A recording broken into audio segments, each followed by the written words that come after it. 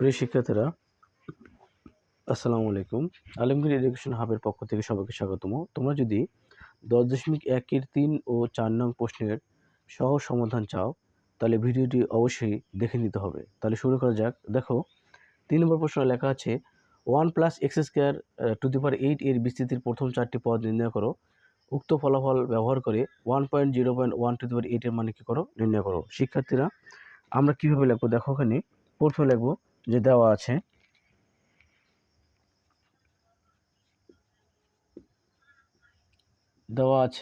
1 + x² to the পাওয়ার 8, এটা লিখলাম।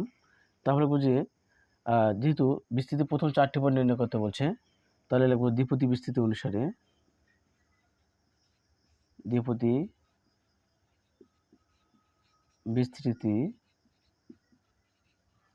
অনুসারে প্রথম 1 + x² to the power 8 equal. প্রিয় শিক্ষার্থীরা, তোমরা জানো প্রথম পদ যদি 1 হয় তাহলে বিস্তৃতি করাটা এখন কি হয়? সহজ হয়। তাহলে প্রথমে আমরা 1 লিখবো, যেহেতু 1 এটা কিন্তু সহগ, +8 কম্বিনেশন 1, তারপরে শুধু দ্বিতীয় পদ নিয়ে কাজ করব। x² লিখবো, লেখার পর এই যে 1 লিখলাম, এখানে এটা পাওয়ার হবে +8 কম্বিনেশন 2 x², তার উপর হোল স্কয়ার +8 কম্বিনেশন 3 x², তার উপর কিউব। প্রিয় শিক্ষার্থীরা, তোমরা দেখো এখানে আমাদের 4টি পদ। তাহলে দেখো, এটা প্রথম পদ, দ্বিতীয় পদ, তৃতীয় পদ, চতুর্থ পদ। তোমাদেরকে অবশ্যই মনে রাখতে হবে পদ যত ঘাত তার চেয়ে 1 কম। আমার পদ 4, তবে ঘাত আছে 3। ঠিক আছে, তার মানে আমরা এটা জানি যে ঘাত যত পদ তার থেকে কত বেশি 1 কি হয়? বেশি হয়। সমান চিহ্ন দিব, 1 1 এ লিখবো, 8 কম্বিনেশন 1 মানে 8, তারপর x² +8 কম্বিনেশন 2 মানে আমরা অবশ্যই ক্যালকুলেট ইউজ করবো সহজ অর্থে। দেখো এখানে, তাহলে 8 লিখবো, 8 শিফট ভাগ 2 সমান হচ্ছে 28। 28 লিখবো, x 2 2 4 হয়, x⁴ প্লাস 8 কম্বিনেশন 3, তাহলে আমরা লিখবো আবার 8 শিফট ভাগ 3 সমান লেখা যায় 56 x⁴ 6 প্লাস ডট ডট দেব। এটা তো আমাদের অ্যান্সার, আমাদের আর কিছু লাগবে না। তা শিক্ষার্থীরা, তোমরা দেখো, এখন অ্যান্সার হয়নি। বলা হয়েছে যে উক্ত ফলাফল ব্যবহার করে 1.08 টু দি পাওয়ার 8 এর মান কি করো? নির্ণয় করো। তাহলে 4টি পদ যেহেতু চেয়েছে, আমরা 4টি পদের ইয়েটা বের করলাম। এটা আপাতত জন্য আমরা সমীকরণ নম্বর কি দেবো? 1 দেবো, 1। এখন লেখো, আমরা কীভাবে লিখবো শিক্ষার্থীরা? আমরা লিখবো যে শর্ত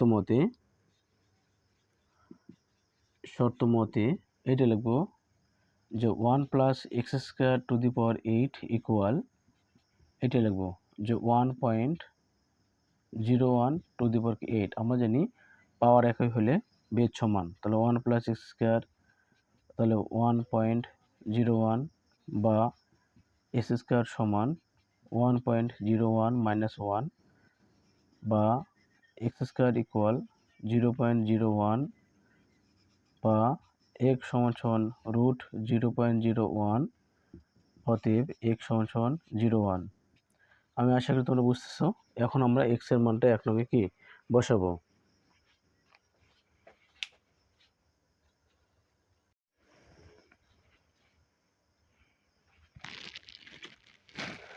শিক্ষার্থীরা, তোমরা দেখো, আমরা এখন x এর মানটা পেলাম কত? 0.1।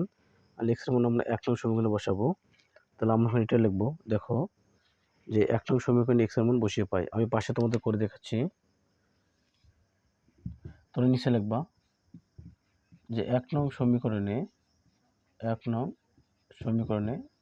x এর মান বসিয়ে পাই। শিক্ষার্থীরা, তোমরা দেখো, তাহলে 1 নং আমার কি আছে? 1 + x², তাহলে আমরা লিখবো যে 1 + x এর লিখবো 0.1, তার উপর স্কয়ার টু দি পাওয়ার 8 এই x এর জায়গায় x এর মান বসলো, ইকুয়াল 1 প্লাস আমার আছে 8x², 8 থেকে আছে 0.1 এর উপর স্কয়ার হবে প্লাস 28 0.1 এর উপর পাওয়ার 4 হবে প্লাস 56 0.1 এর উপর পাওয়ার কি হবে? 6 হবে, প্লাস ডট ডট ডাজেন্ট মিটার। আমার যেহেতু 4টে পদ এসেছে, তাহলে অতএব লিখবো বা লিখতে পারি বা। এটা ক্যালকুলেশন করলে শিক্ষার্থীরা ডাইরেক্ট পাওয়া যায় যে আমাদের যেটা আছে যে 1.01 টু দি পাওয়ার 8 সমান 1 প্লাস 0.1 এর উপর স্কোয়ার 0.1 এর উপর স্কোয়ার স্কোয়ার ইন্টু কত হচ্ছে 8 ইন্টু 8 সমান 0.08 প্লাস 0.124 ইন্টু 28 সমান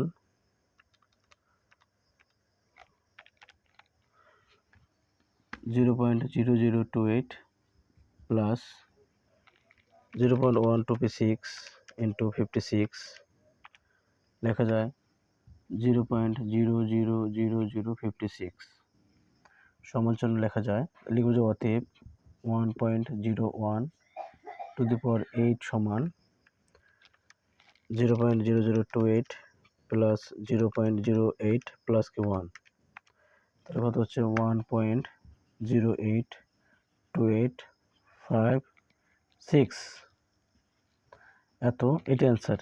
আমি আশা করি তোমরা বুঝতে পেরেছো শিক্ষার্থীরা। ঠিক আছে, জাস্ট আমরা প্রথমে কী করলাম, 4টি পদ পর্যন্ত বিস্তৃত করছে, 4টি পদ পর্যন্ত বিস্তৃত করলাম, করার পরে আমরা কী করলাম, এটা সমীকরণ নম্বর 1 দিলাম এখানে, দেওয়ার পরে আমরা এখান থেকে এই দুটো কম্পেয়ার করে এটার সাথে এটা কম্পেয়ার করে আমরা এক্স এর মান বের করলাম, সমীকরণ 1 নঙ্গে বসালাম। ঠিক আছে, তাহলে আমরা এখন 4 নম্বর প্রশ্নে যাব।